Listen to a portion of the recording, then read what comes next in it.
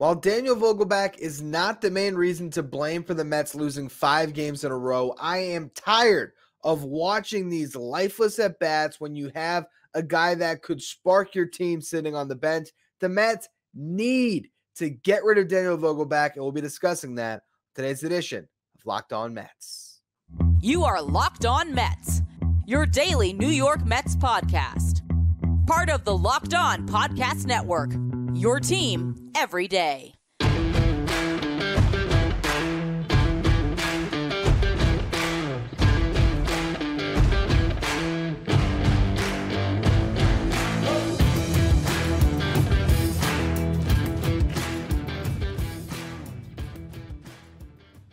Hello to all you amazing Mets fans. You're watching Locked On Mets, part of the Locked On Podcast Network, your team every day.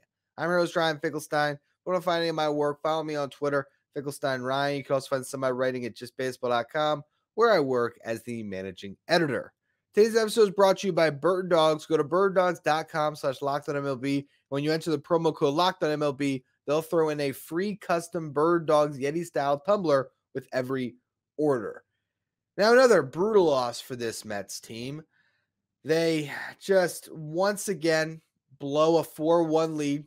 The exact same thing we saw in game 1 of this series. They've now lost the series to the Braves. They're 7.5 out. They've lost 5 games in a row. You went from being on cloud 9, sweeping the Phillies just a week ago, being within 3.5 games of the Braves, to all of a sudden looking so far away. And these games have been brutal to watch. We'll start off in the first inning. The Mets luckily avoid what could have been way, way worse with Pete Alonso. He gets hit in the wrist, and because he has that hand guard and everything, I think that really prevented him from more serious injury, but it was scary, and he had to be pulled from the game, and Braves fans were cheering because Braves fans are classless, and they're still upset about yesterday where Pete Alonso was taunting Bryce Elder, saying, throw it again, when he hung a slider that he hit 450 feet. And yes, should Alonso be doing that in that spot, considering the way the Mets have been playing baseball? It hasn't come back to haunt the Mets with the way that these last couple games have ended up, breaking out. Fine. But to cheer a guy when he's, getting helped off the field, or to cheer that he's getting helped off the field, ridiculous. But regardless, though, the Mets were able to scratch one in the first. Brett Beatty with a broken bat single, driving in a run. Starling Marte ends up striking out with, runners on there. And yeah, you missed out on opportunity to score a little bit more. The Mets scratch another in the second inning. It was a home run from Francisco Alvarez, which he had a very subtle pimp job for him. So we appreciate that, considering everything that happened the day before. Is his 9th of the season. Mets up 2-0. And then you end up with Max Scherzer, pitching himself out of a jam in the 4th inning where it could have been worse, right? I mean, a lot of traffic, and he gets the big strikeout with the bases loaded. You score him a couple of runs on a Tommy Pham homer. So again, 4-1 Mets. Everything looks great. He has 2 outs in that 5th inning, Scherzer does. And then he gives up a hit. Then he gives up a home run to Sean Murphy, who's been great this year. The Mets still clinging to a lead. They go down 1-2-3 in the following inning. And then in the 6th, Scherzer gives up a pair of doubles to even the game. Base hit to lose the lead. So that great run of success that Scherzer has been on falls apart. But I didn't feel like he pitched horribly. Just felt like the Braves, man, every mistake that he made, they capitalized on. It's the difference between a good team and a bad team. And, the bullpen beyond that just couldn't hold on to it, because the Mets were able to get back in the game and tie it in the following half. You had a walk from Nimmo, Jeff McNeil with a hit, Lindor with a walk to load the bases, Tommy Pham, great game by him, able to get a ball in the air that was an unbelievable catch by Ronald Acuna Jr. I mean, jumping up into the wall. Should have been a double that scored 2 or 3, and it wasn't. And, that ends up being the rally killer. They only get one. Brett Beatty grounds out, and An inning where they should have scored more. They don't, but the game was tied. You get to the 8th inning, and this is where we'll get to Daniel Vogelbach in a minute. Starling Marte, leadoff single. Vogelbach hits the slowest roller, 86.3 miles per hour, 4 feet into the ground. Minus 38 degrees was the launch angle on that one. Needless to say, it was a worm killer that went so slowly to Orlando Arcia, and he was able to calmly step on second base and throw out Vogelbach and beat him by a step or two. And he was booking it down the line. And that is just perfect encapsulation of Daniel Vogelbach. And one of the main reasons why I shouldn't be on this roster, which again, we'll be harping on throughout the show today. Mark Canha then hit a ridiculous line drive that I don't even know what the expected batting average on that ball had to be. I guess 800, and Michael Harris made an absurd catch on it.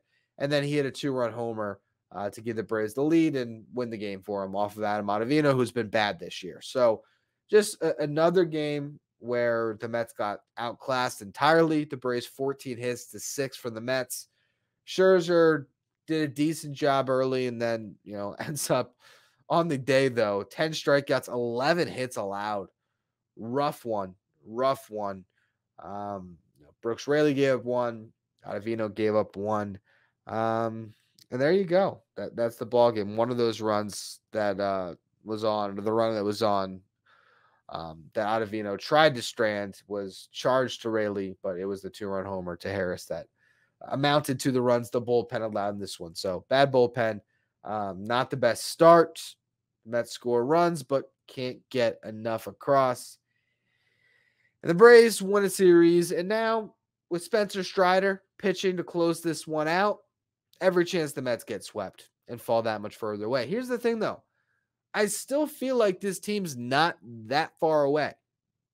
They are just coming up short, but the rotation has been better. The lineup should be so much better. And eventually, I think there's still enough arms the bullpen can come around. And I'm not saying the Mets can contend in this division.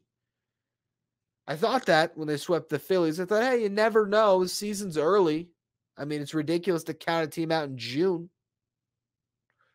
But for a couple weeks now, I've said you got to look more towards the wild card. And here the Marlins are ahead of the Mets. And it would be very Mets for the Marlins to make the playoffs over them this year with the Phillies falling out of it entirely. But what you need is something to change. You need a spark. And at one point, there was a glimmer of hope of the spark that was provided by the baby Mets, and it's been snuffed out by force-feeding Daniel Vogelbach at bats. And at a certain point, what you have to do, if you're Billy Epler, you're this front office, is you need to take the decision out of Buck Showalter's hand, admit that you were wrong in the Daniel Vogelbach trade, cut him, and move on. And that's what we'll be discussing throughout the rest of the show. Before we get into that, today's episode is brought to you by Bird Dogs. These are incredibly comfortable shorts that are versatile. You can wear them a lot of different places. I love to wear them on the golf course. It's a great fit. At times, I would wear like basketball shorts on the golf course, even though it's not proper etiquette. Just wear like a light color and be like, I just like to be comfy. I don't like to wear those, stiff, rigid khakis or whatever type of other, golf shorts you're supposed to wear. Now I got Bird Dogs, so they look like the khakis with the pair that I have, but they're comfortable like basketball shorts. If you want to try some Bird Dogs, here's what you got to do. You got to go to birddogs.com/LockedOnMLB and enter the promo code LockedOnMLB. You're going to get a free Yeti-style Bird Dogs tumbler. So again, go to birddogs.com/LockedOnMLB. Use the promo code LockedOnMLB. You get that free gift of a tumbler. Try the most comfortable shorts ever today. The New York Mets played the Atlanta Braves 7:20 Eastern time tonight. If you want to catch every pitch of the Mets hometown broadcast, you can do so with SiriusXM on the SXM app. Just search Mets. Daniel Vogelbach. It has been a brutal stretch for this guy where he's just not competitive at all. And it's getting to the point where I don't understand what the Mets are doing. And here's the issue. It's very similar to the mismanagement of the roster from the outset of not having Brett Beatty break camp. Because what you do is you ignore a decision that seems obvious because you're trying to maintain your depth and you're trying to cater to your veterans. And what you do is you put your veterans in a bad situation. So we saw it with Eduardo Escobar. He has played so much better when put into a bench role where he's not looking over his shoulder at probably every single box score of Brett Beatty tearing the cover off the ball in AAA.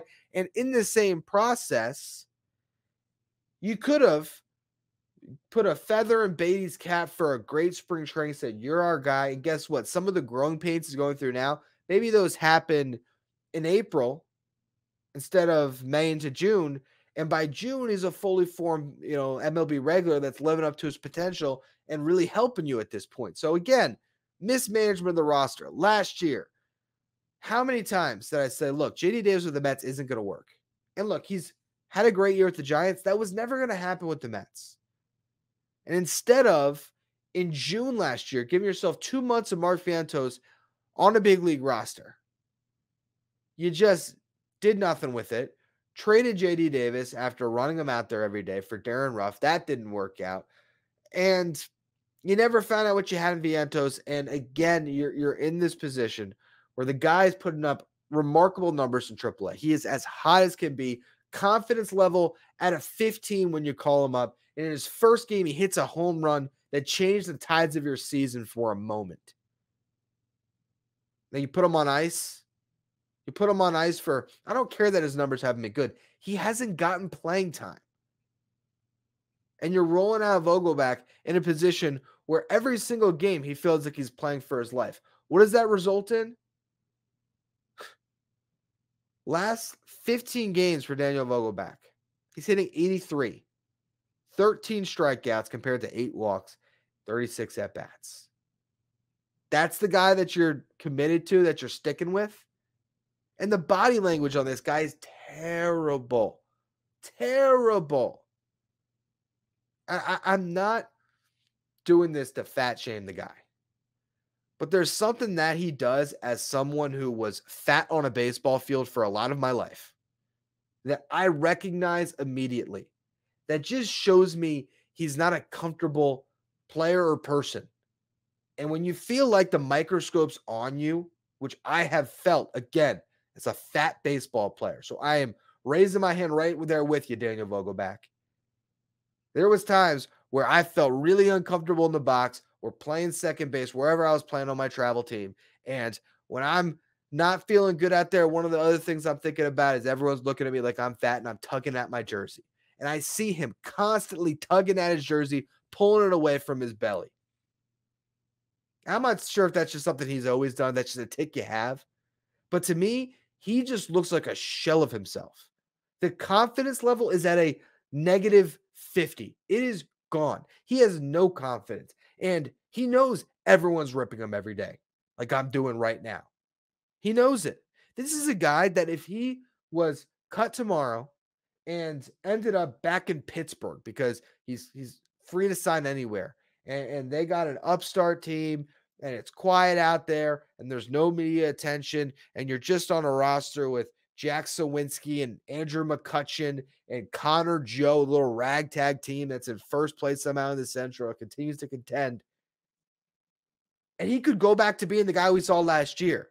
But under this scrutiny, under this spotlight, with everyone, as soon as the lineup is put up every day, everyone is destroying Buck Showalter, destroying this front office, and commenting about how this guy's terrible. And he carries that into the box with him every time. You take a guy that's already going to have some confidence issues, and you put him in that position, he's going to suck. And that's what he has done for the past month. And they continue to bash their head in the wall making this decision. I get it. I get why he was out there today. Great career numbers against Charlie Morton. What did that result in? 0 for 3, 1 walk, 1 strikeout. I don't get it. I don't get it. Why you continue to do this. This month, in May, leading into June, forgot what month we're in for a second. I'll be completely honest with you. But in May, he had 175, 319 on base, 263 slugging, 1 home run, 2 doubles. And that home run came on May 7th. And the doubles came on May 1st and May 3rd. Is May 7th the last time he has an extra base hit? He had 1 double June 3rd. So he's had a double. Between May 7th and now, a double. That's it. That's it. And you roll him out there every single day. It is ridiculous at this point. And I'm telling you, under this current circumstance that I've laid out for you, this guy's never going to succeed this year. And in the process, you've taken a red hot bat, you've parked him on the bench for a couple weeks. The only thing you can do at this point is put the confidence back in Mark Vientos by DFAing Vogelbach, putting him in the lineup every day as your DH. That's what you got to do. Because you know what? At least this kid will give you something. At least he's going to come up there hacking. It's great that Vogelbach will draw some walks. But when you need a triple to score him from first, and he's just not swinging the bat looking to drive the baseball at all. Give me the kid who's got a chip on his shoulder because he's pissed off you haven't played him in 2 weeks. And give him just like a week. A week. Play him every day for a week. And I bet you in that week, he's going to turn a couple of games around for you. The Mets need to lean into their new identity. And I think as much as I've said, the veterans have to carry their weight, okay? And you see some guys doing it. You see some good signs with Lindor lately. You see Alonso be the home run leader. You see Jeff McNeil maybe start to be breaking out of it. Starling Marte has been getting some singles. He's maybe starting to turn it around a little bit, although overall the numbers have still been bad. Tommy Pham actually looks really good. Mark Canha's looked better. There's some positive signs with a lot of these guys. Vogelbach, it's a lost cause. And if you clear him out, this roster could make so much more sense too. That's what I'm going to talk about next, the move I would make tomorrow. And that goes along with what I would do, who I'd bring up with Vogelbach going down. We'll get to that in a minute. First, though, another word from our sponsors. The New York Mets play the Atlanta Braves 7:20 Eastern time tonight. If you want to catch every pitch of the Mets hometown broadcast, you can do so with SiriusXM on the SXM app. Just search Mets. Now, if I am Billy Epler, I got to make a move. I am bringing back Guillorme, and I'm DFAing Daniel Vogelbach. And the reason why I say call on Guillorme is, for one, you can finally give Lindor a breather, having a backup shortstop on the roster. Two, you can bring him in for defense. So when you have Eduardo Escobar start at second base against a lefty, plays and the lefty pitcher comes out, you can sub in Guillorme for defense. So in that first game against the Braves, which wasn't starting against a lefty, it's another story for another day here, where they started him against a righty and Bryce Elder, and a righty who, shockingly enough, has been worse against right-handed batters than lefties. And the Mets wanted to get lefties in the lineup, but neither here nor there. There was a play late in that game that if Guillorme is playing second base, something as a defensive replacement, the Mets might hang on to win that one or to come back and get a late lead. But he's not. Escobar boots one that, again, it was a tough play. But for Guillorme, his reaction time is so much quicker that a play that Escobar dove and it bounced off the heel of his glove, Guillorme probably just gets it on a smooth backhand because he's just on his toes better and just gets better jumps and reads on balls off the bat. So to have his glove back and to have a bat that you don't necessarily have to play, that doesn't get in Mark Vientos' way, or even at this point, Tommy Pham's way. I mean, you know what? For what it's worth, I'd play Mark Canha in left and Tommy Pham at DH every day over Daniel Vogelbach at this point. I still think Vientos should be getting the run, but you bring Guillorme back. You still have another lefty on your bench that can get on base. Isn't that the only thing Vogelbach's doing right now? And he's not doing it? You're not getting any slug from him. So while Guillorme hasn't set the world on fire in AAA, in May, which is, his biggest sample size in triple, those 37 at bats, he drew 10 walks. Okay. He had a 458 on base percentage, 297 batting average.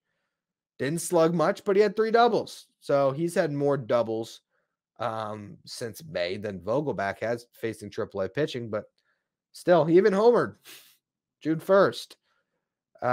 Look, I'm not saying that he's this great bat that you're going to bring back into the fold that should be your starting second baseman. But what I will say is we've seen a lot of games where just having Guillorme defensively at second base with Jeff McNeil in left field, it's a really nice lineup to throw out there. Okay, if you want a pitcher to be a little more confident on the mound to be able to attack, put a defense with Guillorme and Lindor behind him. And again, you're clearing Vogelbach. It clears up so much because you don't have this guy that you got to pinch run for. Mark Vientos isn't fast, but he's not nearly as slow. You don't have a guy that can't face right or left-handed pitching. I mean, yes, you'd want to protect Guillorme against lefties for the most part, but he's not a DH option. That's Mark Vientos, who, again, I have to mention, I think 12 of his 14 home runs this year have come against right-handed pitching. At a certain point, you have to force Buck Showalter's hand. And to me, that's the solution. Is it going to change your team overnight? Is it going to fix the bullpen? Is it going to fix the sometimes inconsistent starting pitching? Is it going to, make Starling Marte any better? No. But you're not going to have a guy in the middle of your lineup who looks like a shell of himself, picking at his jersey, keeping the bat on his shoulder, and waiting till he gets 2 strikes on him before he chases for strike 3. You're going to get a, 24 Mark Vientos, who is trying to prove himself, and he's 23, excuse me. A kid that proved everything he needed to in AAA, who, if he didn't bat at all this season and Vogelbach did, and you combine minor league and major league numbers, will hit more home runs than Daniel Vogelbach already. I don't think Vogelbach's clearing 14. Vientos has a chance to put up 14 home runs as the Mets DH over the next 3 months and really help them. I mean, it's a guy that can go on a heater with the home run ball. So hopefully the Mets come to their senses, and maybe all the playing time has been getting lately is just proving that there's nothing left to look for with Vogelbach. I'm going to try to go to sleep now and hope that tomorrow the New York Mets will show a little bit of pride and fight, and with Verlander on the mound, they're able to grab one in this series, and then you go face a Pittsburgh team that's pretty good this year and try to do something against them. And I can't wait to watch Colin Holderman be lights out against the Mets so that fans just lose it even more. Anyway, that's going to be all for today's edition. Locked On Mets. Make sure you follow, rate, and review. Make sure you follow me on Twitter at Finkelstein Ryan. Follow the show at Locked On Mets. And if you want to catch every pitch in the Mets hometown broadcast tonight, do so with SiriusXM on the SXM app. Just search Mets.